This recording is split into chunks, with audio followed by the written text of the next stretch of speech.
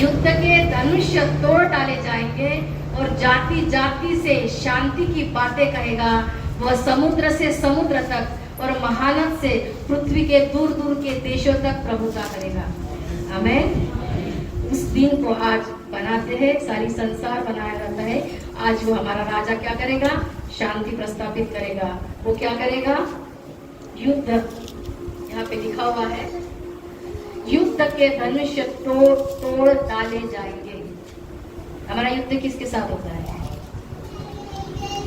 हमारा युद्ध, मैं आज ज्यादा समय नहीं लूंगी और सही सही बातों पे आते हैं जो भी परमेश्वर अगुवाई करता है। आप क्या है, सभी लोग यहाँ पे आए हुए, आपको कहना है मैं साधारण नहीं हूँ। आप एक दूसरे को बोलना है आप साधारण नहीं हो, आप साधारण नहीं हो, आप अलौकिक परमेश्वर के पुत्र हो, आप अलौकिक परमेश्वर के पुत्र हो। आप पढ़े लिखे हैं, पढ़े हैं, जो भी है, लेकिन परमेश्वर के नजर में आप अलौकिक हैं। परमेश्वर के नजर में आप साधारण नहीं है। पहले बोलते ना जैसे कि गाढ़ बालून ठेवा, मैं संसार से चुनी हुई, मुझे मेरे खुदा ने चुना है। जिस किसी परिस्थिति में मैं होती हूँ, मैं बहुत घूमी, बहुत, आप अपने आप को देखो, मैं बहुत घुमाई, दर दर गुआई कि समय आया जिसने मुझे, यीशुआ ने मुझे चुन लिया। आप ढूंढने गए थे यीशु मसीह को, कहाँ मिलता करके? हम जब परमेश्वर में नहीं थे तो मैं ना दर दर घूमती रहती थी, कौन कहाँ मिलेगा, कहाँ जाओगी, मुझे परमेश्वर चाहिए। हम यीशु मसीह को ढूंढने गए थे? नहीं, परमेश्वर ने हमारा हाथ थामा। तो हम साधारण लोग हैं? नहीं है। मैं आपको आज बताना चाहती हूँ, परमेश्वर क्या बोलते हैं कि तुम परमेश्वर के मंदिर हो, मैं परमेश्वर का मंदिर हूँ। आपको लगता है कि मैं परमेश्वर का मंदिर हूँ? आपको लगता है परमेश्वर कहाँ रहता है? कई दरगाहों में रहता है, मंदिरों में रहता है। उसने खुद को, आपको, जो बॉडी है ना, ये जैसे कि आप वो कहिए है ना, इसके अंदर वो रहता है। आप बोलते कि जस्ट लाइक ये, अगर ये है हमारी ताई है तो ये इसके अंदर परमेश्वर रहता है, आपके अंदर परमेश्वर निवास करता है। आपको पता है संसार में कितने परमेश्वर के मंदिर हो तो उसके अंदर कौन रहता है? परमेश्वर रहता है। परमेश्वर क्या है? परमेश्वर क्या है? कैसा है? उसका आकार है? कुछ है? कुछ नहीं। परमेश्वर क्या है? आत्मा है। परमेश्वर क्या है? वो किसी बॉटल में समाया हुआ होता है आत्मा? नहीं, परमेश्वर आत्मा है। कितने आत्माएं हैं संसार में? हमारा सीधा सीधा हमको बताएंगे कितने आत्माएं हैं संसार में? एक पवित्र आत्मा, दुष्ट का आत्मा और मनुष्य का आत्मा।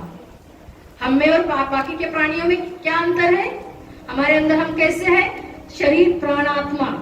और हमें मनुष्य को छोड़ के बाकी के जिनमें क्या होता है? प्राण और शरीर, है कि नहीं? प्राणियों में और मनुष्य में इतना फर्क है। वहां पे क्या होता है? प्राण और शरीर, सोलिश बॉडी बोलते हैं, प्राण और शरीर। और हमें क्या है? प्राण, आत्मा, शरीर। हम त्रिएक परमेश्वर के बच्चे हैं। तो तीन ही आत्माएं हैं।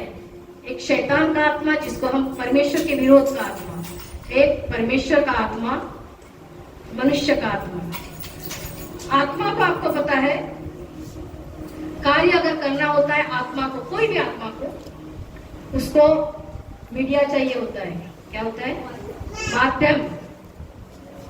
परमेश्वर का कोई भी परमेश्वर का आत्मा, उसका अगर मैनिफेस्टेशन होना है तो उसको एक शरीर की जरूरत लगती है, ठीक है ना? दुष्टात्मा को भी कार्य करने के लिए शरीर की जरूरत लगती है। पवित्र आत्मा को अपना मैनिफेस्टेशन बनाने के लिए शरीर की जरूरत कहते हैं। हमारे शरीर में, हमारे जीवन में हम जिसको भी जिसको भी हम बोलते ना कि क्या बोलेंगे, उसको क्रेडिट देंगे या जिसके ऊपर जाएंगे वो हमारे जीवन में हावी होता है। हालेलुया, समझ में आ रही बात? जिसको हम प्राथमिकता देते हैं वही चीज हमारे जीवन पे क्रियाशील हो जाती है। अगर हम अपने जीवन में मैं, मेरा शरीर, मेरा प्राण, मैं, तो मैं ही आपके जीवन के द्वारा प्रकट हो जाएगा और आपकी आदतें वैसी ही बनती जाएगी। अगर आप बोलते हैं कि मैं कुछ भी नहीं हूं, आई एम जीरो, और जिसको आप प्रभावित करोगे, जिसके ऊपर आप देखोगे, वो आपके द्वारा कार्यान्वित हो जाएगा। परमेश्वर को कार्य करने के लिए इसकी जरूरत होती है, एक शरीर मांगता है वो। क्या आज ये कलीसिया तैयार है अपने खुदा को, अपने आप को देने के लिए? आज आपको सोचना है, मैं कौन हूं? क्या हमारा पर्पस संसार में इसी चीज के लिए?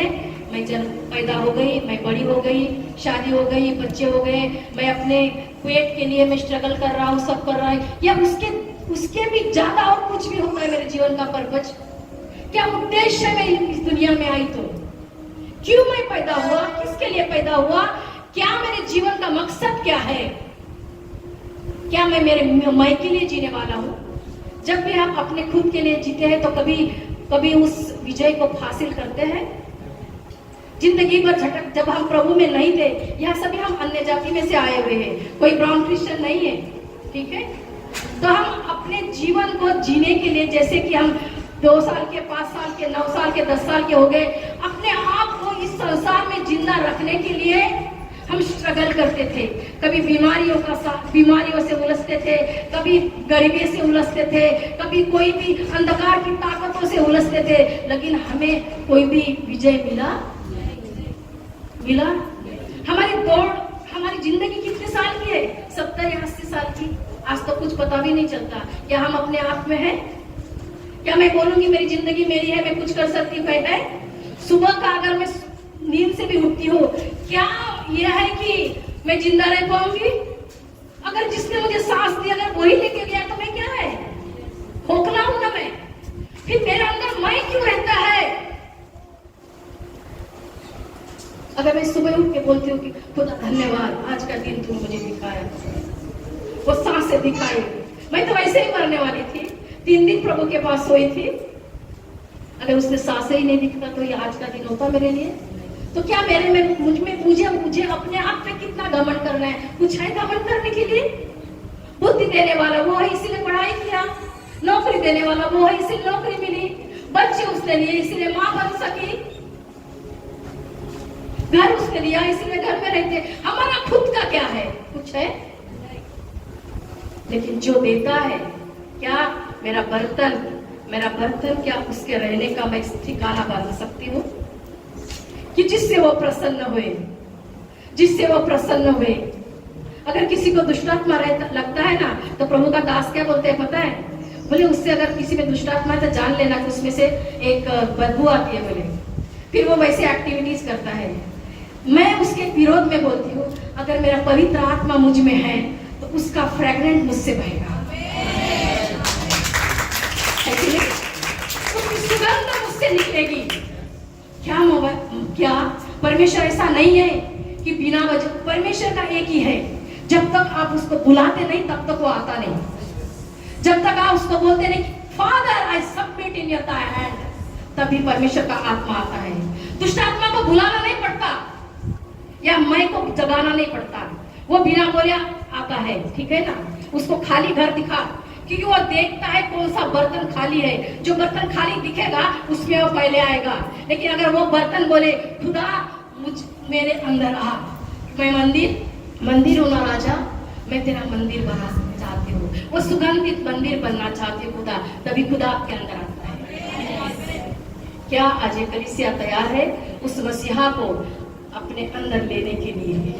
वो कलीसिया तैयार है कि उसका सुगंध तुम्हारे अंदर से बहकने के लिए? आज परमेश्वर को बोलना है, खुदा मैं तेरा मंदिर बनना चाहती हूँ। वो तो कहता है मंदिर हूँ, क्या मैं मंदिर हूँ? तो मुझे अपने आप को जांचना है, मेरा पिता तो पवित्र है, क्या मैं पवित्र हूँ? क्या वो बातें जो परमेश्वर ने इस वचन में लिखे हुए हैं, जो फल मेरे खुदा के है, क्या मेरे अंदर से पनपते हैं? उसके फलों 9 फल है, क्या मुझसे पनपते हैं? इसलिए तो पास्टर बोलते हैं ना, आर से लगा के लग दिए वहां पे, देखो और बोलो कौन सा फल मेरे अंदर है। तो मैं कैसे फलवंत हो पाऊं? मेरा खुदा मेरे अंदर वैसे निकलेगा। खुदा तुम्हारे है, तुम्हारे अंदर है, ऐसे कैसे जान पाओगे?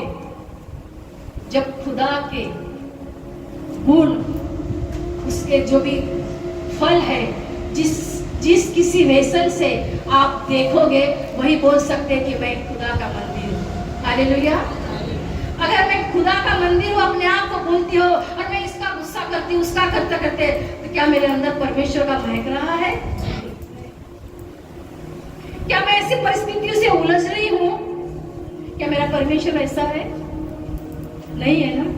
तो मुझे क्या करना है? आज हम आके देखेंगे कैसे हम परमेश्वर का मंदिर बन सकते हैं, परमेश्वर को प्रसन्न कर सकते हैं। ठीक है, अब आगे जाएंगे। हम पढ़ते हैं यूहन्ना का 14:22 पढ़ो। हालेलुया से हस्ता लहना पुस्तारी बेला लवानी लेलमा सहनस्तो कोरोक्यो मत्ती का नहीं, यूहन्ना का ये पढ़ना है 14:22 पढ़ो तो। उस यहूदा ने जो इस्करियोती न था उससे कहा, हे प्रभु, क्या हुआ कि तू अपने आप को हम पर प्रकट करना चाहता है और संसार पर नहीं?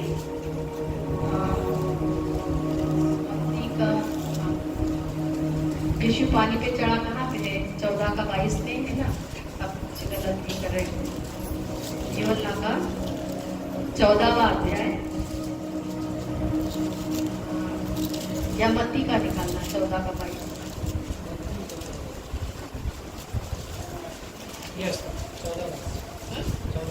यूहन्ना का ये ना मत्ती का। तब उसने तुरंत अपने चेलों को नाव पर चढ़ने के लिए विवश किया कि वे उससे पहले पार चले जाए जब तक वह लोगों को विदा करे। वह लोगों को विदा करके प्रार्थना करने को अलग पहाड़ पर चला गया और सांझ को वह वहां अकेला था। उस समय नाव झील के बीच लहरों से डगमगा रही थी क्योंकि हवा सामने की थी, और यीशु रात के चौथे पहर झील पर चलते हुए उनके पास आया। चेले उसको झील पर चलता हुआ देखकर घबरा गए और कहने लगे, यह भूत है, और डर के मारे चिल्लाने लगे। तब यीशु ने तुरंत उनसे बातें की और कहा, ढाढ़स बांधो, मैं हूँ, डरो मत। पतरस ने उसको उत्तर दिया, हे प्रभु, यदि तू ही है तो मुझे अपने पास पानी पर चलकर आने की आज्ञा दे। उसने कहा, आ। तब पतरस नाव पर से उतरकर यीशु के पास जाने को पानी पर चलने लगा। यहाँ जो भी परमेश्वर ने क्या किया था यीशु मसीह ने, कि सिर्फ वो जो यहाँ पे जैसे कि क्या बोलते हैं कि नाव पे है ना,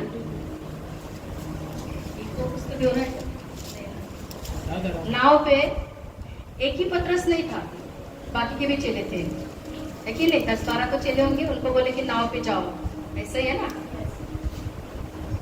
10-12 ऐसे चुने हुए थे सभी।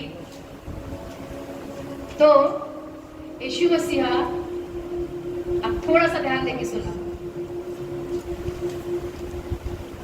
हम स्वर्ग का फरीसियों सदुकियों के पास आकर उसने परखने के लिए उससे कहा, हम स्वर्ग का कोई चिन्ह देखा, हमें स्वर्ग का कोई चिन्ह दिखा। क्या बोलते हैं? स्वर्ग का चिन्ह दिखा। उसने उनको उत्तर दिया, सांझ को तुम कहते हो मौसम अच्छा। एक दूसरी इससे पेज पलट रहे हैं, सॉरी पेज मेरा हो गया। लोगों को विदा करके प्रार्थना करने को अलग पहाड़ पे चला गया। परमेश्वर क्या करते थे? यीशु मसीहा जो भी उनके जीवन में उसको भी परमेश्वर के राज्य का कुछ भी दिखाना होता था ना, तो परमेश्वर ऐसा नहीं आए सुबह उठे और चले काम पे, नहीं। परमेश्वर को एक ही, जैसे कि लाजर को उठाना भी होता था या वो पानी पे भी चले थे, तो उसने क्या किया? पर प्रभु क्या करते थे? अकेले में जाके अपने खुदा से लिपटे रहते थे और प्रार्थना करते थे। ये जो यीशु मसीह पानी पे चले, उसके पहले उन्होंने क्या किया? प्रार्थना में गए, अपना समय अपने खुदा के साथ अपने रूबेरू बातें की उन्होंने, फिर वो नीचे आए। उनको पता था कि मैं पानी पे चलने वाला हूँ। अब आप इमेजिनेशन करो, जब भी आजकल ऐसे बाइबल पढ़ते हैं, यूहन्ना ज्यादा पसंद होता है तो पढ़ते हैं, यीशु पानी पे चले, क्या पॉसिबल लगता है? अभी आप देखो ना, पानी है, तैरता हुआ पानी, जाओ आप बहुत स्विमिंग टैंक में इधर उधर जाते हैं, पानी पे चल रहे हैं, जस्ट टू इमेजिन पॉसिबल है? पानी पे चले, इंसिडेंट दिखाता है, पानी पे चले, क्या आपका वजन पानी पेल रहा है? नहीं ना। लेकिन पर हम विश्वास करते हैं क्योंकि यहाँ की हर एक बातें जो भी लिखा हुआ है वो सच है और मेरे दृष्टि में सच और सत्य है। जब मेरा खुदा कहता है कि पानी में चला, पानी पे चले। जब 12-13 चेले थे, एक ने बोला इसको तो लगता होगा भूत होगा, भूत पानी पे चल सकता है, लेकिन इंसान ने क्या, वो परमेश्वर है। पतरस उनको यीशु मसीहा को कहते हैं आप पानी पे आए, मुझे भी चलना है, मुझे भी चलना है, मुझे भी चलना है जैसे बोलते हैं। तो उसका ध्यान कहाँ होगा? सिर्फ परमेश्वर की ओर। उनका ध्यान कहाँ था पतरस का? परमेश्वर की ओर। जब वो परमेश्वर की ओर ताकते रहता है, परमेश्वर की ओर ताकते रहता है, क्या वो पानी को देखता होगा? तब उस समय उसका ध्यान पानी पे नहीं था, उसका ध्यान पानी पे नहीं था, वो सिर्फ परमेश्वर की ओर उसकी नजरें थी। जैसा वो परमेश्वर की ओर ताकते रहता है, उसको पता भी नहीं चला कि वो पानी पे चल रहा है। उसके दिमाग में आया था पहले मैं पानी के चलूंगा करके? नहीं, आप आए ना खुदा, मैं भी आपके पास आता हूँ, तो चलिए।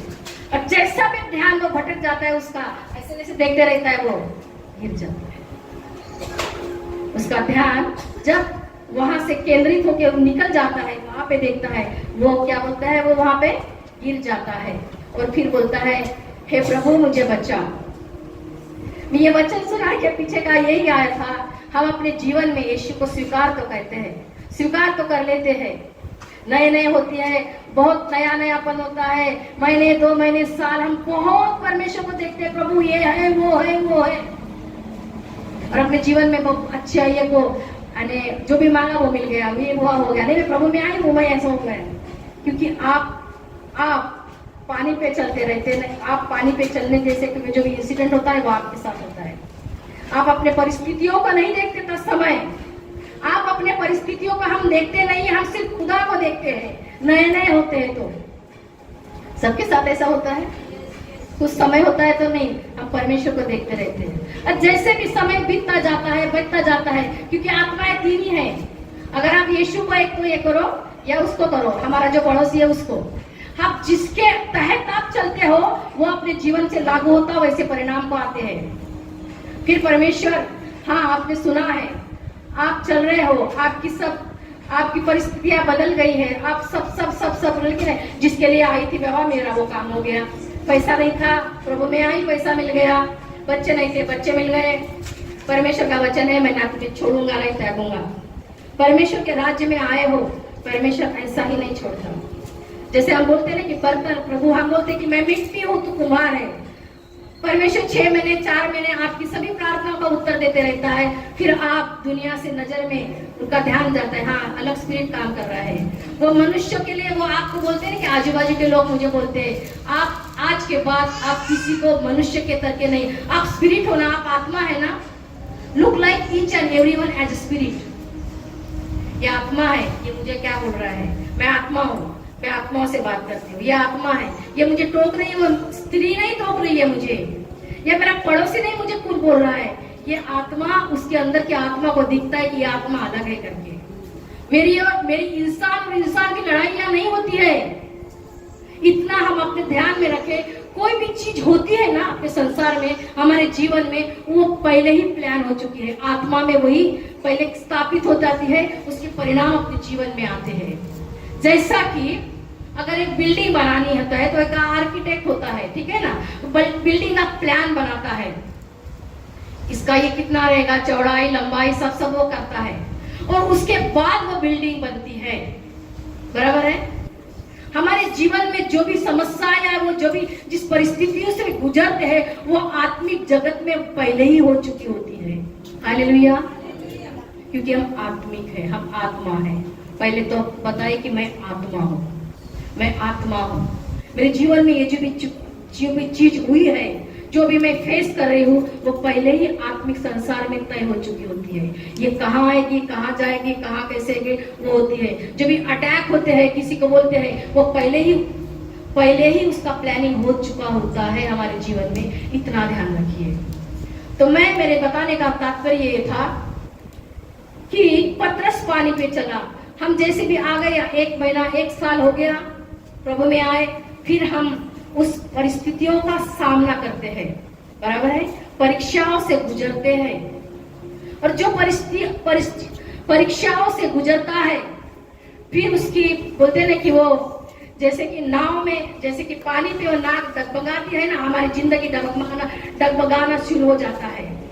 अभी तक तो काम हुआ, अभी काम नहीं हुआ, तो हम फिर आगे पीछे हो जाते हैं। इसलिए बहुत सारे कलीसिया में लोग आते तो हैं, 1 साल रहेंगे, 2 साल रहेंगे, 3 साल रहेंगे, जाते हैं। फिर नहीं, कोई ये कलीसिया छोड़ के वो कलीसिया, ये छोड़ के वो कलीसिया, डगमगाते हैं।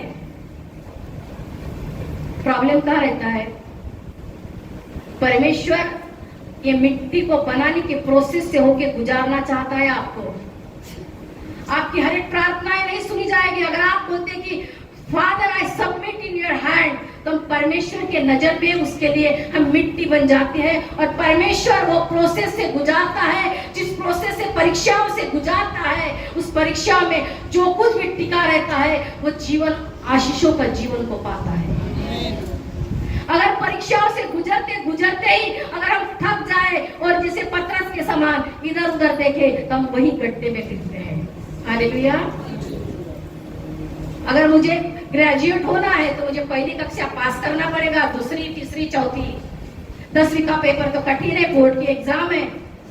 हमारे जीवन के परिस्थिति को वैसे गुजरते हुए हमें जाना है। हालेलुया। जब हम परीक्षाओं से गुजरते जाते हैं, तब एक दिन वो आता है, वो खुदा बोलता है, शाबाश मेरी बेटी, वो जैसे कि अब्राहम के समान वो हमें देखता है। अब्राहम की भी परीक्षा हुई थी। इमेजिन करो ना, इतने साल के बाद अगर किसी को बच्चा हुआ है, वो 18 साल का, 17 साल का तो हुआ होगा, यानी बच्चे को समझता होगा ना वो बच्चे को। वो बच्चा वो पहाड़ पे जाता है, उसको समझता होगा ना कि मेरे पापा ने तो कुछ कभी बलिदान देने के लिए कुछ बकरी तो कुछ लिया नहीं है, क्यों ऐसे जा रहा है? उसने सोचा होगा वो भी मनुष्य है। वो बच्चे को समझता होगा जब उसके फादर ने वो जैसे कि जो वेदी बनाई है, उसके ऊपर हाथ पांव बांध के इजाक को रखा, उसको याद हो कि मेरा पापा क्या कर रहा है करके। खाओ है ये नहीं है, कोई सह सकता है ऐसा? नहीं। उसको पता था कि परमेश्वर ऐसा कुछ तो भी मेमना भेजेगा। अब्राहम को पता नहीं था, लेकिन सिर्फ उसकी आंखें उसके खुदा के ऊपर लगी थी कि परमेश्वर ने कहा था कि मैं तुझे इस संसार का पिता बनाऊंगा। और वो करके वो परमेश्वर को जैसे ही वार करने वाला था, तो वो रुक जा बोलते रहे, तेरे लिए मैंने वेदी का दूसरा बना मेमना रखा है, वो देता है, वो परमेश्वर है। हमें वहां तक परीक्षाओं से गुजर के जाना है, तब हम कहेंगे मैं परमेश्वर का मंदिर यहाँ पे है। हालेलुया। वो परमेश्वर है। उस परिस्थितियों से होके परमेश्वर गुजारता है हमें। हम बीच में ही थक जाते हैं। हम पहले ही आपने बोल चुके, मैं मेरी नहीं हूं, क्योंकि मेरे हाथ में कुछ भी नहीं है। मैं कितना भी चाहूं तो मैं अपने आप से कुछ नहीं कर सकती। मेरे लिए परमेश्वर ने, मैं मेरे खुदा से मिलूं, इसीलिए परमेश्वर ने मेरे लिए वो रास्ता बनाया है। वो रास्ता सिर्फ मेरा यीशु मसीह है। मैंने पाप किए थे, मेरे पुरखों ने प्राप्त किए थे, उसकी सजा है जो भी था मेरे यीशु ने दे दी है।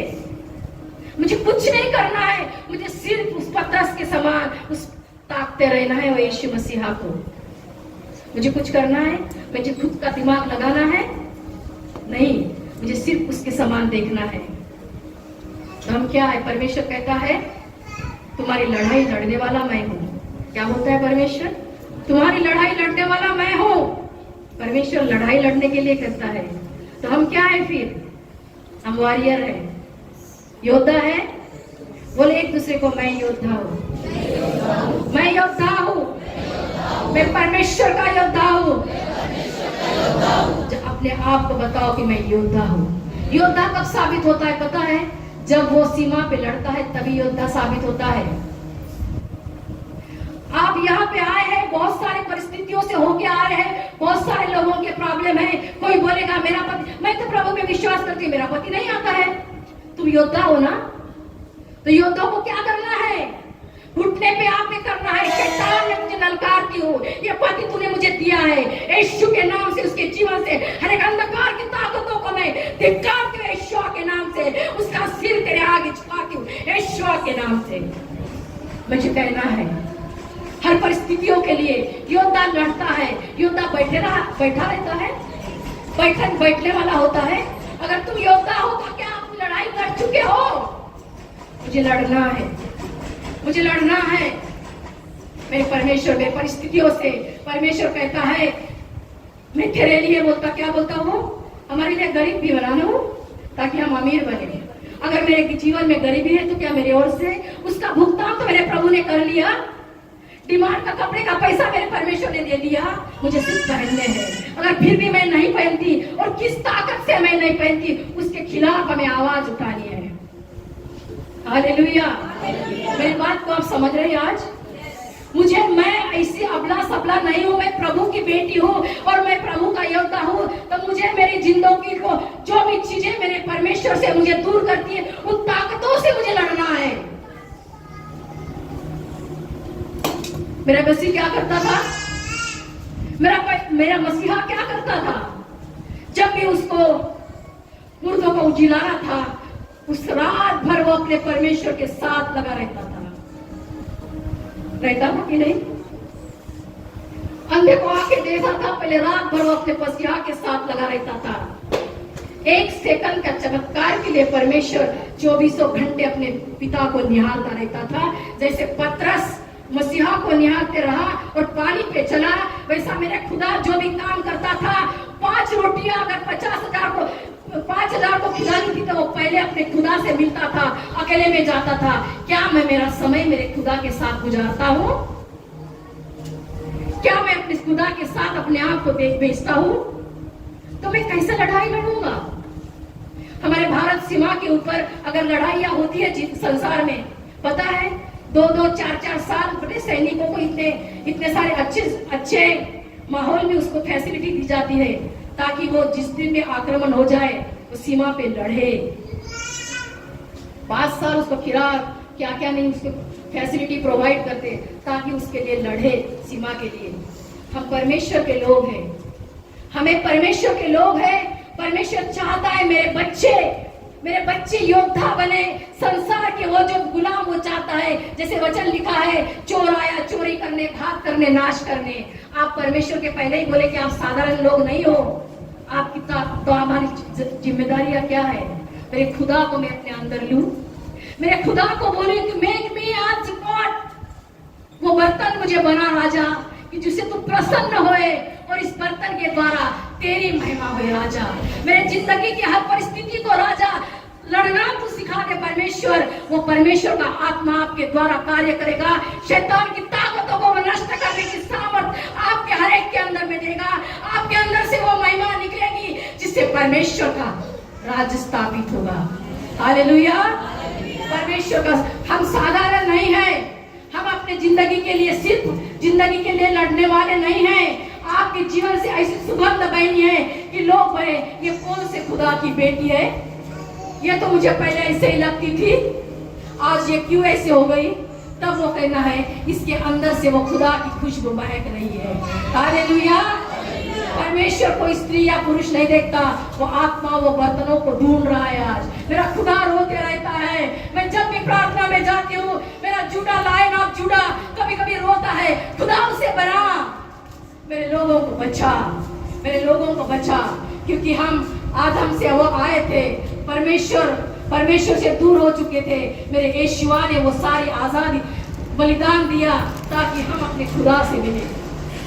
तो क्या हम अपनी जिंदगी को सिर्फ देखेंगे या हम अपने आप को बोलेंगे नहीं खुदा तेरी इच्छा पूरी हो? मेरा यीशुआ जब वो क्रूस में जाने वाले थे तो कोई भी लगता उसको पता होता ना कैसे मुझे यात्राएं होगी। यीशु मसीह को पता था कैसी यात्राओं से मुझे गुजरना पड़ेगा, कैसे लोग मुझे 39 कोड़े पूरे मांस निकलते थे, वो चिपके थे, पूरे शरीर से वो कोड़े लगते थे, जैसे पूरे शरीर का एक एक मांस का टुकड़ा टुकड़ा बहता था। उसको पता नहीं होता था, होता होगा ना। तो खुदा क्या कहता है, हो सके तो ये प्याला मुझसे टल जाए, क्या बोलता था। लेकिन उसके बाद भी खुदा बोलता है हे परमेश्वर, मेरी नहीं तेरी इच्छा पूरी हो जाए। मेरे जिंदगी के किसी भी माहौल में मैं रहूं परमेश्वर, मैं किसी भी परिस्थिति में रहूं प्रभु, मैं आज चाहती हूँ खुदा तेरी इच्छा पूरी हुए, क्योंकि तूने कहा है मैंने तुझे उत्पत्ति के पहले चुना है। जब तूने चुना है ना प्रभु, तो मेरा भविष्य भी जानते हो। क्या हमें अपना भविष्य पता है? कोई जान सकता है मेरा कल का दिन कैसे आने वाला है, कल मेरे जीवन में क्या होने वाला है? लेकिन जिस खुदा ने आपको उत्पत्ति से पहले रचा है, वो जानता है आपका भविष्य क्या है। हालेलुया। क्या हम आज के बाद हमारी प्रार्थनाएं बदल जाएगी? क्या हम अपने जीवन के उसी क्या बोलते ना अन्न वस्त्र निवारा, ऐसे होते ना, हमारे जीवन की 3 ही तो खुशियां होती है ना, बचपन में आते था अन्न वस्त्र निवारा, है ना, उसके भी बावजूद उसकी भी जिंदगी है। क्या आज हम अपने घुटनों पे आके कहेंगे खुदा मैं क्यों मुझे चुना, क्यों मुझे चुना? क्या मेरी आपकी इच्छा है वो पूरा तो करो परमेश्वर। ये बेटे हैं, बच्चे नहीं है, मेरे बेटे बिगड़ चुके हैं, क्या मुझे एक उसका योद्धा बन के मुझे लड़ाई नहीं करना है? आपको बोलना है उस बच्चों के लिए, प्रभु ये बच्चे तूने मुझे दिए हैं, शैतान की हर एक ताकत जो इस बच्चों को बिगाड़ रही है मुझसे यीशु के नाम से मैं ललकारती हूँ, निकल जा मेरी जिंदगी से। क्या हमें लड़ना है? यही हमारी लड़ाई है, हमारी जिंदगी से हमें वैसे ही लड़ना है। और जो मेरे खुदा का है, ये बेटा मेरे खुदा का है, ये बेटा मेरे खुदा के पास मुझे लौटाना है। हालेलुया।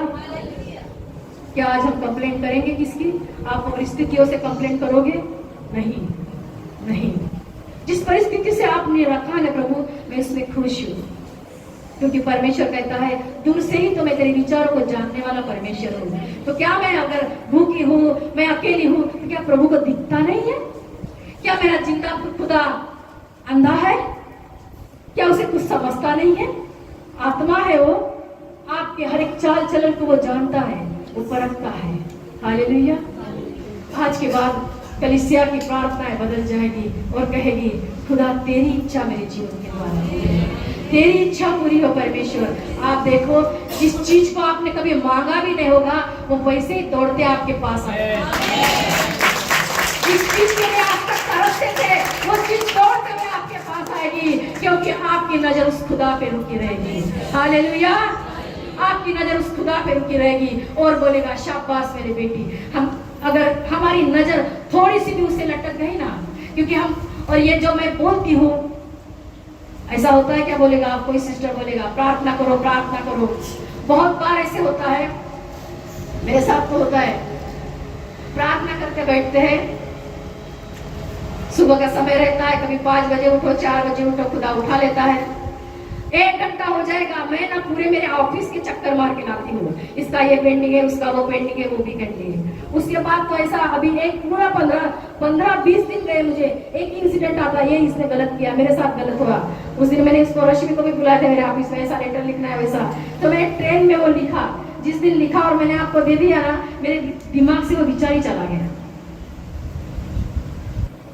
एक विचार जब हम परमेश्वर के साथ अपनी हुजूरी में जाना चाहते हैं ना प्रियो, तो बहुत सारी तकलीफें आती है, बहुत सारे विचार आते हैं कि जो हमें परमेश्वर से मिलाने के लिए, रूबरू होने के लिए हमें टकराव देती है।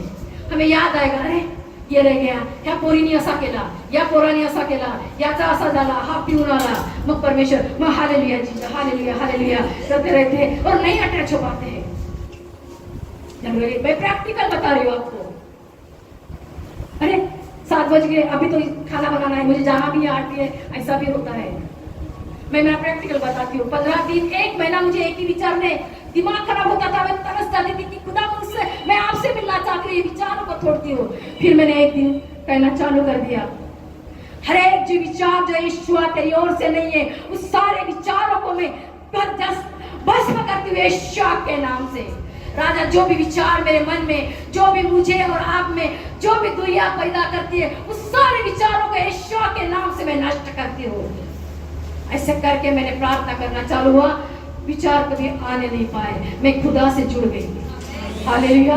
फिर परमेश्वर अपने नए आयाम में लेके जाता है। उस कहाँ वो बताता है, दृष्टांतों के द्वारा बातें करते हैं। जब हम वैसा करते हैं, हमारे जीवन की स्वाभाविक चीजें अपने आप सॉल्व हो जाती है। आप जिस दिन परमेश्वर को देखना पतरस के समान देखोगे, पानी की ओर नहीं देखोगे, आप में विश्वास करो, प्रभु की दासी आपके बता रहे हैं, आपके जीवन के स्वाभाविक प्रॉब्लम ऐसे ही सॉल्व हो जाएंगे यीशु आपके नाम से। Hallelujah, hallelujah. आज हर कलीसिया में यानी संसार की किसी भी कलीसिया में जाओ, स्त्री का प्रेजेंस बहुत ज्यादा होता है, पता है? किसी भी पूरे वर्ल्ड में जाओ, स्त्रियों का जो भी उपस्थिति ज्यादा होती है। इसीलिए मैं नहीं किसी पुरुषों को बोल रही हूँ, वो तो हमारा योद्धा है, वो यहजकेल है, वो यशहा है, वो परमेश्वर के वॉरियर्स है। लेकिन परमेश्वर ने, जैसे कि जब भी हम पढ़ते हैं, मैंने आज ही सुना था और पढ़ा था, परमेश्वर अगर डैनियल से भी मिलना था ना, डैनियल को प्रभु से, तो एकांत में चला जाता है। खुदा को भी परमेश्वर से मिलना था, वो एकांत में चला जाता है, ठीक है ना? मूसा का बाबा को भी अगर मिलना था परमेश्वर से, तो मूसा बाबा को वो पहाड़ पे लेके जाता था, ठीक है ना? और वहां पे वो मिलता था, परमेश्वर मिलते थे ना उससे, सिनाई पर्वत पे लाके जाते थे। लेकिन जो स्त्री थी ना, जिसके 5 पति हो चुके थे, वहां वो किसी पहाड़ पे नहीं गई, प्रभु खुद उसके पास आया। जब मरियम का बच्चा होने वाला था, तो मरियम किसी जंगल में नहीं गई, खुदा खुद उसके पास आया। हालेलुया। आप जहां कहीं भी हो, प्रभु आपके पास आया। हालेलुया। उसको पता है ये जेंट्स जंगल में जाएंगे, पहाड़ी पे जाएंगे, लेकिन वो मरियम के पास खुद आता है। हालेलुया। खुदा आपके साथ आके बातें करता है। क्या हम परमेश्वर के योद्धा बनना चाहेंगे? खुदा अपने पास आता है। और देखो, उसका योद्धा स्त्रियों को मैं लास्ट मीटिंग में लिया था कि स्त्रियों का, जैसे कि महिला मीटिंग के लिए एक बाकी रह गया था, मुझे सब याद आया, अरे वो भी बोलना पड़ेगा। मेरी महिलाएं, प्रभु के लिए हम अद्भुत और अलौकिक परमेश्वर, नीति वचन का 31वां निकालेंगे, लास्ट वचन निकालते हैं, ज्यादा समय नहीं देंगे आपको, बहुत प्यार। 31 का 10, मैंने नीति वचन का 31 का 10वां अध्याय पढ़ो। भली पत्नी हाँ, कौन पा सकता है? कौन पा सकता है? क्योंकि उसका मूल्य मुक्कों से भी बहुत अधिक है, उसके पति के मन में उसके प्रति विश्वास है। भली पत्नी क्या होता है? वो भली पत्नी कौन पा सकता है? क्योंकि उसका मूल्य मूंगों से भी बहुत अधिक है। मूंगा बोले तो बोले क्या, केसरी कलर का रहता है, प्लैटिनम बोलो अपने आप को। यानी स्त्री की कीमत परमेश्वर की नजर में कितनी बहुमूल्य है। एक स्त्री की कीमत, एक स्त्री घर बनाती भी है, एक स्त्री घर बिगाड़ती भी है। लेकिन स्त्री ऐसे बना दिया परमेश्वर ने कि स्त्री को जो भी आप दो, उसका मल्टीप्लाई करती रहती है। अगर पति अगर स्त्री को अगर प्रेम भी अगर आए शाम से और प्रेम करे, आई लव यू, कुछ भी लाए, कुछ भी किए, तो वो पता है कि वो इतनी खुश रहेंगी, बच्चे बोले आज तो मम्मी बहुत खुश है, उसको वो मल्टीप्लाई करते हैं। होता है ऐसा जनरली। अगर उसको गुस्सा करे तो उसका भी मल्टीप्लाई करती है। देखूंगी तेरे घर के लोग आते हैं ना, तेरी बहन ने ऐसा किया था, तेरे साथ मेरे सास ने ऐसा, मैं बताऊंगी। स्त्री का वो कैरेक्टर है, वो मल्टीप्लाई करना जानती है, उसमें अंदर वो डीएनए है। अगर उसको कुछ अच्छा ही या तो प्रेम से दो, देखना आपके घर को, बिगड़ता हुआ घर को एक बनाती है। उसका एक बच्चा दो उसको, वो बच्चे को अपने अपने उस खानदान का वारिस बना देती है। ऐसी वो स्त्री परमेश्वर ने तैयार की है। हालेलुया। अगर उसको गुस्सा करो तो पूरा घरदार का वो नाश कर देती है, ऐसी भी होती है। तो परमेश्वर की नजर की स्त्री कैसी होनी चाहिए? हमें अपने आप को जांचना है कि मुझे खुदा की कौन सी बेटी बनना है। खुदा ने मुझे चुना है। आप जो, मैं यहाँ पे पुरुषों को बोलूंगी, आप उसको जो दोगे ना, वो मल्टीप्लाई करके वैसे बढ़ेगी। आप गुस्सा करोगे तो वो गुस्से वाली बनेगी। आप आके आप बोलोगे आई लव यू डियर, तो वो उसी प्रेम को निखारेगी। आप उसके पास पैसा दो, पगार ले। पहले के जमाने में होता था कि स्त्रियां घर में रहती थी, पुरुष ये करते थे। आज परिस्थिति बदल गई, लेकिन अगर वो प्रभु की बेटी है तो अगर उसको पैसा भी दो घर चलाने के लिए, तो वो क्या बोलेगी पता है, 3000 दिया था, उसमें से वो 3 या 300 रुपए रखेगी, बाजू में रखेगी और उसको मल्टीप्लाई करेगी, कुछ तो भी इन्वेस्ट करेगी और कुछ तो भी अच्छा करेगी, क्योंकि उसमें प्रभु ने वो गुण दिया है, वो मल्टीप्लाई करती है। हालेलुया। तो आपके घर में किस चीज को मल्टीप्लाई करना है, दैट्स डिपेंड्स ऑन यू। पुरुषों के लिए आपके ऊपर होता है कि आप उस स्त्री के द्वारा क्या मल्टीप्लाई करना चाहते हो। हालेलुया। जो उसको देंगे उसका वो मल्टीप्लाई करती है। हालेलुया। उसमें एक भी वो यहाँ पे वचन बहुत अच्छा मुझे पसंद आया था कि वो सुबह उठती है यहाँ पे और क्या करते, वो ऊन और सन का ढूंढ कर अपने हाथों से प्रसन्नता के साथ साथ काम कर वो व्यापार भी करती है। यानी ये पूरा अध्याय आपने पढ़ना है। 21वां, अगर किसी को इंटरेस्ट है कि मैं मेरी यीशु की महिला कैसे रहूं, तो आपके लिए है ये नीति वचन का 31 आदर्श पत्नी का। ठीक है, उसमें आदर्श पत्नी भी है, आदर्श माँ भी है, आदर्श सास भी है, जितने भी कैरेक्टर है उसमें है कि मेरे यीशु में तो आई हूँ तो मुझे यीशु में कैसे जीना है। उसके बाद वो कहता है, ज्यादा बोर तो नहीं हुए, उसके बाद वो कहता है कि वो अभी पहले का जमाना क्या था, अभी गैस नहीं था, चूल्हा होता था ना, तो चूल्हे पे रात को ही उठना पड़ता था।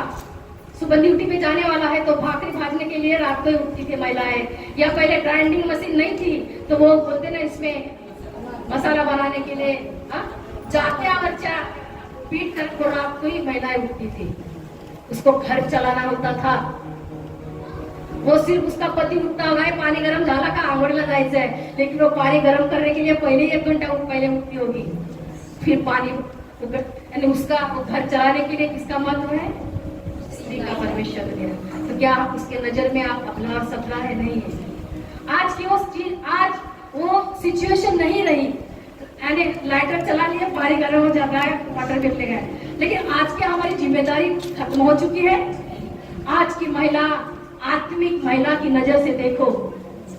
कल मेरा पति जाने वाला है, बच्चे स्कूल में जाने वाले हैं, मैं रात को उठूंगी और प्रार्थना करूंगी, उसका डेरा बना दूंगी। शैतान को मैं यीशुआ के नाम से मैं बच्चे को मैं सील करती हूँ। अरे अंधकार की ताकतों को मैं आज यीशुआ के नाम से मैं धिक्कारती हूँ। उसकी लड़ाई आत्माओं के द्वारा होती है और रात को उठते वो प्रार्थना करती है अकेले में।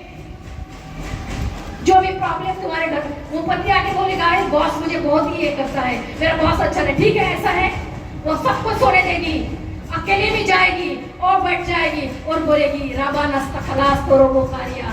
हे प्रभु, जो भी वो आत्माएं मेरे पति को सता रही है, ईश्वर के नाम से उसे धिक्कारती हूँ। वो आत्मिक लड़ाइयाँ लड़ेगी, क्योंकि आपने पहले ही कहा है कि हम योद्धा है। तो स्त्री रात का वो योद्धा बनेगी। हालेलुया। क्योंकि उसको अपने परिवार को बचाना है।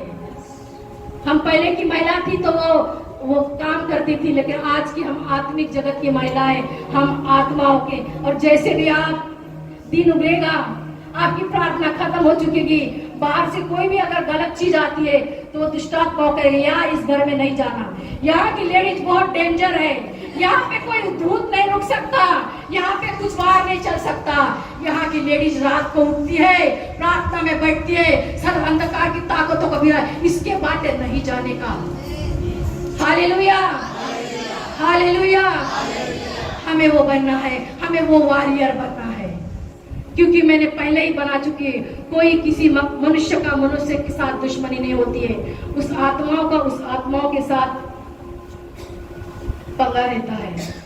अगर आप आज से ही लड़ना चालू करो, बहुत बार क्या हमारा यीशुआ काबिल नहीं है वो चीजें करने के लिए? क्या आपका रात में उठना, उस अपने परिवार को बचाना, प्रार्थना में रखना, क्या आपके मसीहा को दिखाई नहीं देता? दिखाई देता है। वो हमारा मसीहा कहता है मैं तेरा दोस्त हूँ, कभी कहता है मैं विधवाओं का पति हूँ, वो सब चीजें देता है। हम पहले जब थे ना, मैं प्रभु में नहीं थे, हर चीज के लिए हर एक मंदिरों में जाते हैं। हाँ, यहाँ पति पत्नी की नहीं बिगड़ती, शंकर जी के पास जाओ, सॉरी परमेश्वर से नाम लिया, पर ये नहीं मिलता, उसके पास जाओ। आपको पता है, मैं आपको ललकारती हूँ और आपको बताना चाहती हूँ, हमारा परमेश्वर यीशु मसीह ओमनी प्रेजेंट है। जो आत्मा यहाँ काम करता है वही आत्मा इंग्लैंड में काम करता है, उसी समय काम करता है। यह आत्मा यहाँ काम करता है, वो जर्मनी में काम करता है। लेकिन उसको छोड़ के जितने भी आत्माएं हैं वो इंडिविजुअल काम करते हैं। इसीलिए वारी के लिए वहां जाना पड़ता है, क्योंकि वहां का स्पिरिट वही काम करता है। शिरडी में कहा, शिरडी का स्पिरिट शिरडी में काम करता है, गांव देवता का स्पिरिट गांव देवता में भी काम करता है। मेरा यीशु हर जगह काम करता है। आपके जीवन में आपके कहते तो आप सुनो, लोग ऐसे क्यों हैं? वो बोलते हैं ना, उस मंदिर में जाओ तो वो प्रसन्न होता है, क्योंकि वहां का स्पिरिट उसी मंदिर में काम करता है। लेकिन आपके पास ऐसा खुदा है, आज वो आपके अंदर है, आपके साथ है, आपके साथ चलता है, आपके साथ फिरता है। वो एक ही ऐसा खुदा है, आपके जीवन के हर सॉल्यूशन का उपाय एक ही है। वो वैसा परमेश्वर नहीं है कि पैसे के लिए दूसरे के पास जाओ। पहले जब नहीं थे, नहीं अभी मैं सॉरी परमेश्वर, लक्ष्मी मांगी तो लक्ष्मी के पास जाओ, ये चाहिए उसके पास जाओ, अलग अलग स्पिरिट्स होते थे। लेकिन मेरे जिंदगी के बचपन से लेके मौत तक जो भी चीजें मुझे चाहिए वो सब मेरे यीशु में है। हालेलुया। मेरे गरीबी का इलाज मेरा परमेश्वर है, मेरी बीमारी का इलाज मेरा परमेश्वर है, मेरे घर का इलाज मेरा परमेश्वर है, मेरे मुक्ति का फरमान यीशु मेरे पास है। क्योंकि परमेश्वर का वचन कहता है, यशायाह का 10-11 अध्याय में बहुत पढ़ती हूँ, आपको अगर परमेश्वर की उस योद्धा को बनना है, रोज सुबह आपको कहना है। और मैं आपको बताना चाहूंगी, वो की मैं आपको बता रही हूँ।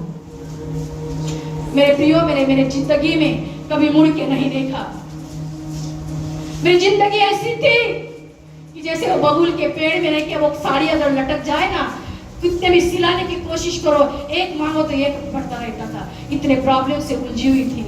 लेकिन प्रभु को मैं धन्यवाद देती हूँ, परमेश्वर ने एक एक पत्थरों से मुझे खड़ा किया, क्योंकि सिर्फ मुझे प्रभु ने एक ही सिखा, तूने वो पत्थर के समान उसके ऊपर देखते जा। मैं अपने आप से कुछ मेरे जीवन में भी किया। बुद्धि देने वाला मेरा परमेश्वर है, जिलाने वाला मेरा परमेश्वर है। वो आपको हर चीज को मैं आज यहाँ पे वेदी पे होकर प्रभु को मैं आप विश्वास के साथ कहती हूँ, अपने जीवन को परमेश्वर को दे दो, पूरी तरह से लगो काम पे, वो आपको निराश नहीं करेगा। हालेलुया। बहुत अभी 6 महीने अपने गए हैं। प्रभु के दास और पूरी संसार कहता है कि आने वाले दिन ऐसे है, वैसे है, वैसे है, बोलते हैं ना, बहुत विपत्ति आएगी। हमने बहुत सारे बच्चे सुने, हमने प्रोफेसी भी सुने। एक ही बंदा कहता है, ऐसे नहीं है, पूरे वर्ल्ड में चल रहा है, ऐसा समय आने वाला है। हमें अपने आप को कैसे प्रिपेयर करना है, हमें क्या करना है, तो मैं आने वाले समय के लिए करूं। आज का वचन परमेश्वर का आत्मा ये भी कहता है, पतरस के समान उसके ओर सिर्फ ताकते रहना। हालेलुया। पतरस के समान उसको ताकते रहना। पति आया और हिलेगा, तेरा क्या है, क्या है, क्या है, नहीं, उसको त्यागते रहना। सॉरी, अगर गलत चीज है तो बोलना है। हमें परमेश्वर के सामने हमें लीन और दीन और नम्र होना है। उसके लिए मत्ती का 5वां अध्याय आपको रोज पढ़ना है। उसमें दिए है वचन है, जो नम्र है परमेश्वर, वो क्या कहते हैं, अधिकारी बनेंगे। मुझे अगर अधिकारी बनना है तो मुझे क्या होना है, मुझे नम्र होना है। अगर मैं नम्र होती हूँ, दीन होती हूँ, लीन होती हूँ, तो मैं अपने पापा से मिलती हूँ। लेकिन अगर मेरे सामने में शैतान की ताकतें ललकारती है तो मैं लाइन ऑफ जुड़ा बन जाती हूँ। हालेलुया। मेरा परमेश्वर कहता है कि मैं धधकती हुई आग हूँ। आप उसके बेटे, आप धधकती हुए आग नहीं हो कि क्या वो आग मुझ में नहीं है?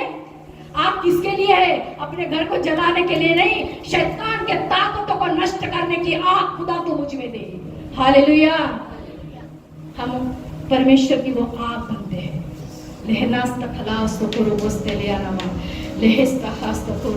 वो परमेश्वर है। आपको किसी को भी पता होता है नहीं, बहुत सारी मैं भी थोड़ा 15 दिन थोड़ा सी भी मैं भी डगमगा गई थी।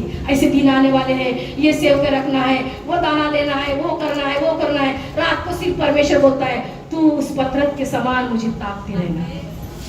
तो उस पत्रक के समान मुझे ताकते रहना। परमेश्वर मुहैया करेगा, सब कुछ चीजें वो देगा, उसका वचन है।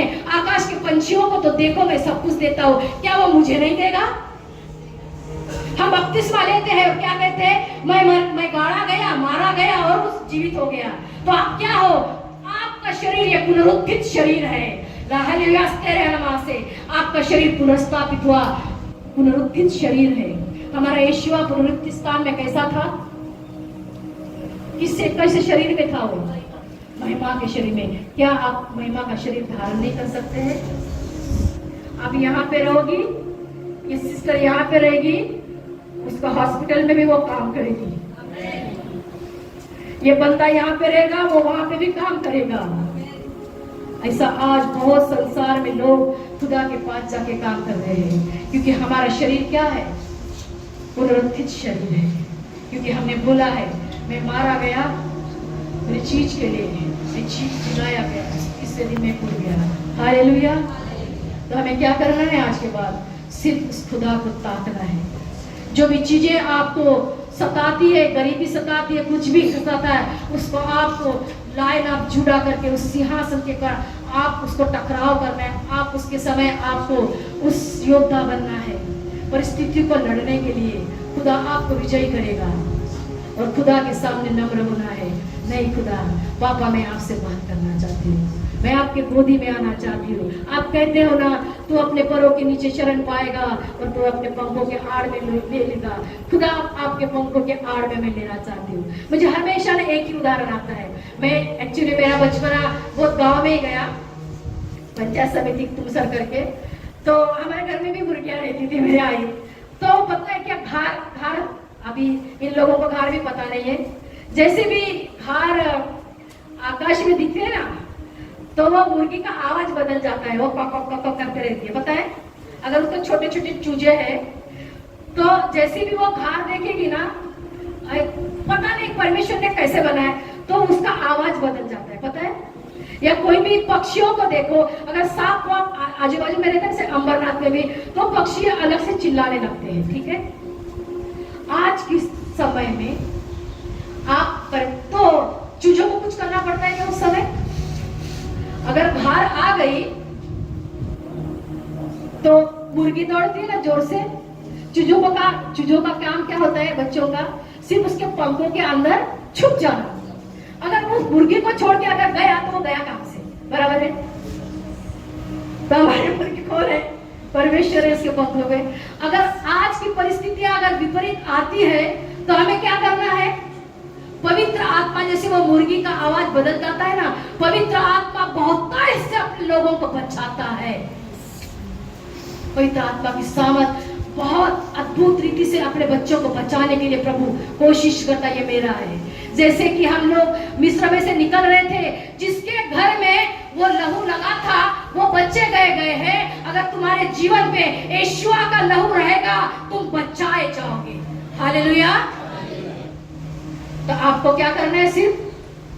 आपको क्या करना है? सिर्फ वो चूजों के समान छुप जाना है अपने खुदा के बहाव में। हालेलुया। जब मैं नई नई नौकरी में लगी थी ना, तो मुझसे गलतियां होती थी। प्रशासन है, गलतियां होती थी। एक बार ऐसी गलती हो गई तो मैं टेंशन में आ गई। मेरे भाव क्या करे, ऐसा हुआ है। एक बार खराब करे, कुछ भी गलती में, कुछ भी है, कुछ भी हो, गलती हुई है ना, तो मान लिया ना गलती हुई, लेकिन एक काम करना, अपने प्रभु के पीछे जाके छुप जाना। बोली हाँ यार, ऐसा होता है, नहीं छुप जाना। मैं बोलती थी खुदा मैं तेरे हाथ में छुप जाती हूँ। और जैसे भी डिस्कशन वगैरह हो गया, मेरा जो ये आना था नंबर चला, वो नहीं आया, मैं बच गई। फिर मैं बोली अरे आप बराबर है भाऊ, मैंने खुदा के पीछे में छुप गई और मेरा नंबर ही नहीं आया, मेरा इंस्पेक्शन हुआ ही नहीं। प्रभु हम गलतियां भी करते हैं ना, परमेश्वर छुपा लेता है अपने बाहों में। हालेलुया। उसके बाद वो फटके भी देता है। अगर आप देखो, आपके बच्चे अगर खेलने को जाते हैं, गलतियां करते हैं, और फिर 2-4 लोग वो बच्चे लेके बार तुझे कोई ना आसा केला, तो आप क्या करते हो? उसके सामने उसको मारने लगते हो। मारना नहीं, उसको पहले छुपा लेना, दुश्मनों से छुपा लेना। छुप जाते हैं, फिर वो सब चले गए, फिर उसको बताना तूने ऐसा करना।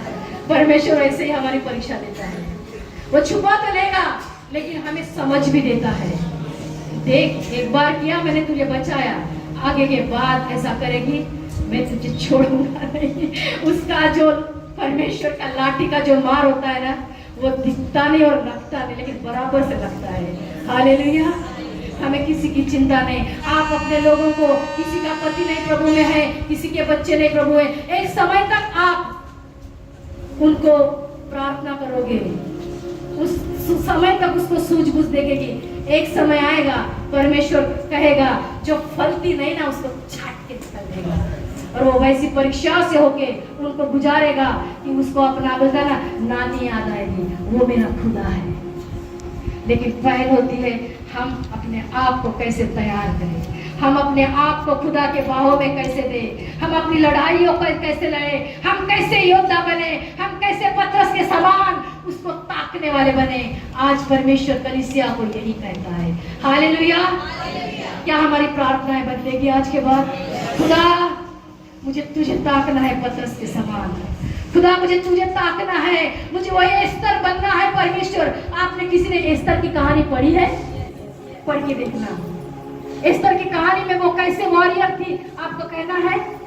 जब उसके जो अलग समाज की थी, अभी मैं ज्यादा नहीं लूंगी, ज्यादा समय हुआ, तो वो राजा के साथ उसकी शादी हो जाती है एस्तर की। फिर उसका वो मामा है, चाचा रहता है, चाचा तो बताता है एस्तर तू तो महलों में जाके राजा की रानी बन गई, लेकिन देख तेरे लोग अभी मरने वाले हैं। क्या कहता है वो? तू तो राजा की रानी बन चुकी है। मैं ज्यादा नहीं, उसको मैं ज्यादा डिटेल में नहीं जाती हूँ। ये एस्तर साधारण सी स्त्री थी, वो राजा की रानी बन जाती है। उसका चाचा उसको लेके आता है, वो शादी कर लेती है, ठीक है। महल में रहती है, गरीब घर की बेटी। लेकिन जब उसका चाचा बताता है कि ये राजा तेरे लोगों को मारने वाला है, तो वो अपने चाचा को निरोध देती है कि देखो बोले, मैं वो राजा के साथ, मेरे पति के साथ मैं रूबरू तक कभी बात नहीं कर सकती। उसको अगर पता चल गया कि मैं कम समाज की हूँ तो मुझे भी वो गद्दी पर से निकाल देगा, यानी मुझे भी पनिश करेगा। लेकिन मैं उस खुदा को जानती हूँ जिस खुदा ने मुझे रानी बनाया है। तो अपने लोगों को बोलती हूँ, देखो मैं 3 दिन 3 रात उपवास करती हूँ, लोगों को भी बोलो कि तुम भी उपवास प्रार्थना करो, ठीक है। वो रानी अपने लोगों के लिए उपवास और प्रार्थना में जाती है, वो लोग भी उपवास और प्रार्थना में जाते हैं, और 3 दिन के बाद वो राजा के पास जाती है और कहती है, राजा मेरे साथ ऐसा ऐसा हुआ है, ये लोगों को तू मारने वाला है। राजा उससे प्रसन्न होता है, और जो उसके विरोध में काम करता है सजा उसको मिलती है, उसके लोग बचाए जाते हैं। हालेलुया। क्या हम उस एस्तर के समान अपने खुदा की बेटी बनना चाहेंगे? वो हमें वो योद्धा बनना है। हालेलुया। हमें अपने लोगों को बचाने के लिए, आप किसी से भी कुछ भी बोलो अपने शरीर से, ए तू ये न रे प्रभु मदी, ये न रे प्रभु में, कोई नहीं आएगा। लेकिन आप उतनी ही कसरत से प्रार्थना में जाओ, आत्मा में एक हो जाओ, और युद्ध में हासिल करो और बोलो, परमेश्वर तूने मुझे ये पति दिया है, तू कहता है एक के द्वारा पूरा घराना आशीष पाएगा। मैं इस तेरे वचन को क्लेम करती हूँ, उस घराने के लिए यहोशू के नाम से ये घराना तेरे बाहों में आ जाएगा। उसको चुन, क्योंकि तूने मुझे चुना है, तूने मुझे यहाँ लाया है प्रभु। ये लड़ाई लड़ती है, ये बच्चे तूने मुझे दिए हैं। उसको प्रभु ये बिगड़ चुके हैं, शैतान की ताकतें इस बच्चों को मुझसे अलग करना चाहते हैं। अंधकार की ताकतों में ऐलान करती है, यहोशू के नाम से उसके जीवन से नष्ट हो जा। परमेश्वर क्या आपकी प्रार्थना नहीं सुनेगा? हालेलुया। हमें पहले तैयार होना है।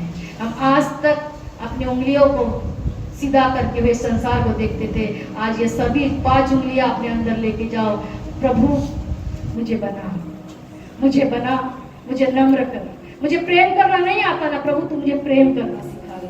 तू तेरे फलों से मुझे लदानत कर दे खुदा, क्योंकि आने वाले दिन कैसे भी रहे प्रभु, लेकिन जब मैं पतरस के समान तेरी ओर देखूंगी, वो मैं पानी पे ऊपर होके जाके चलूंगी, उस परिस्थितियों से होके गुजरूंगी प्रभु, क्योंकि मेरा ध्यान तेरी ओर है। हालेलुया। मेरा ध्यान तेरी ओर है। हालेलुया। हमारे जीवन में हमारे बच्चे, हमारा पति, विचार तो बोलते रहे कुछ भी नहीं है, परमेश्वर प्रथम स्थान है, वो दिए हुए हैं। हम है, हमें बर्तन बना परमेश्वर, इस बर्तन से तेरी महिमा बहकने पाए यीशु के नाम से। आज के बाद प्रभु मैं विश्वास करती हूँ प्रभु, जो भी आपने मुंह से बोला है प्रभु, हर एक के हृदय पे स्थापित कर राजा, ये बर्तन तेरे आदर के बर्तन हो जाए यीशु के नाम से मेरे परमेश्वर। हम खड़े हो जाते हैं, प्रार्थना करते हैं।